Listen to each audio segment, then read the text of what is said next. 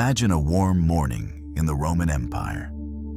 Children laugh in narrow stone streets. Vendors call from the market stalls. The air smells of baked bread and olive oil. Pompeii, a city alive under the shadow of a silent mountain. Mount Vesuvius looms above, green and peaceful. To the people below, it's not a threat. It's a neighbor, a god to be admired, not feared. But that god was awake and waiting. Life in Pompeii thrived like any other Roman city. Theaters echoed with laughter. Bathhouses buzzed with gossip. Artists painted frescoes that shimmered in the Mediterranean sun. No one noticed the faint tremors beneath their feet.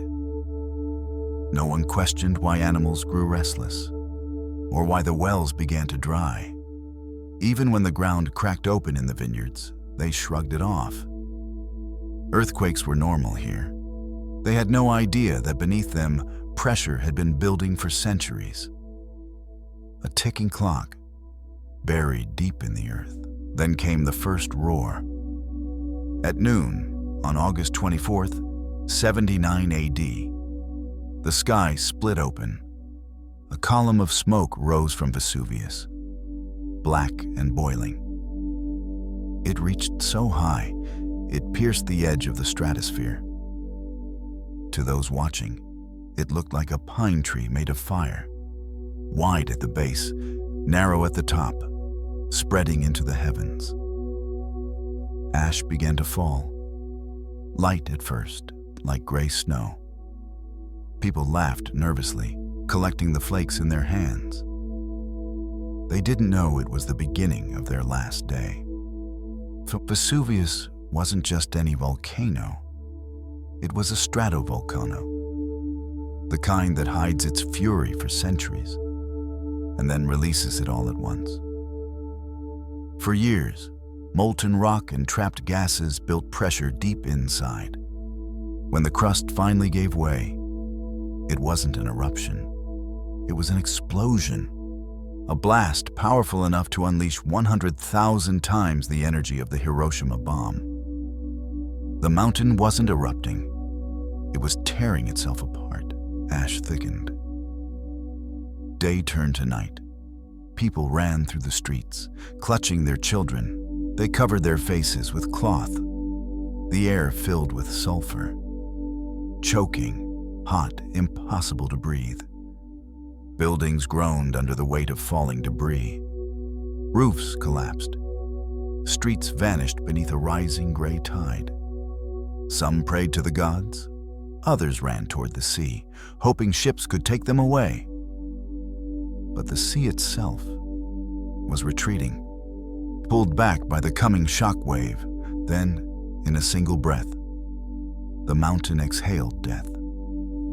A wall of fire, gas, and ash raced down Vesuvius at over 100 kilometers per hour. Temperatures soared above 300 degrees Celsius, hot enough to stop a human heart in seconds.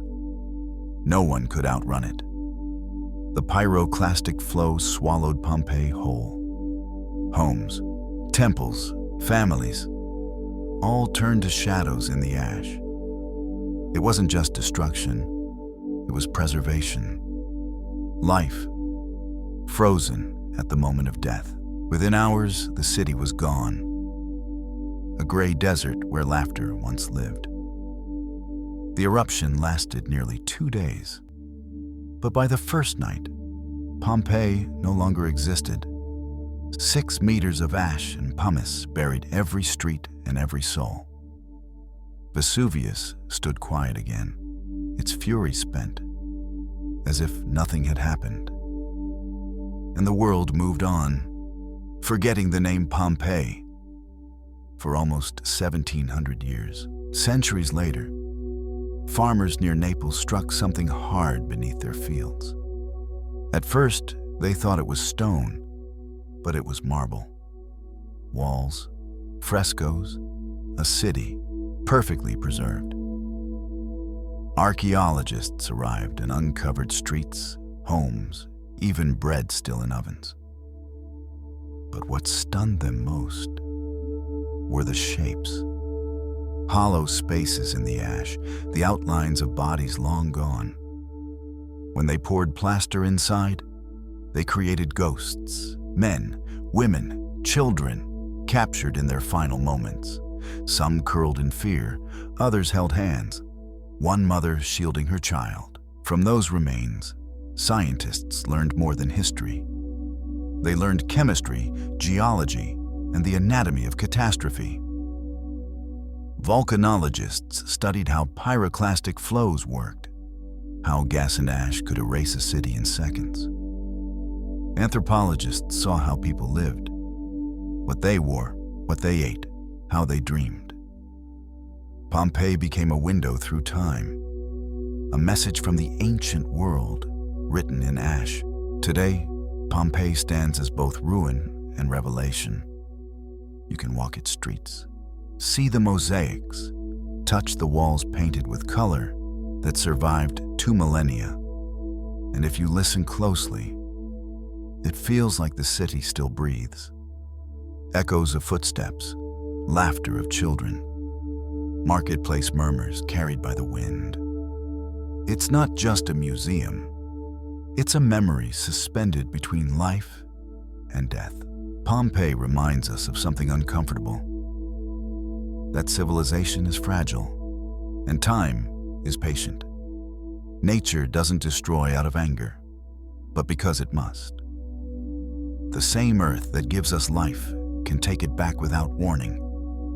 All our monuments, our empires, our dreams, they're only temporary marks on the surface of eternity. When you stand before the plaster faces of Pompeii, you're not just looking at death. You're looking at time, captured mid-breath. A single day that refused to disappear. Pompeii isn't just a tragedy. It's a lesson carved into ash. A reminder that even when the world burns, memory endures. Because some stories are too powerful to be buried forever. And Pompeii is one of them.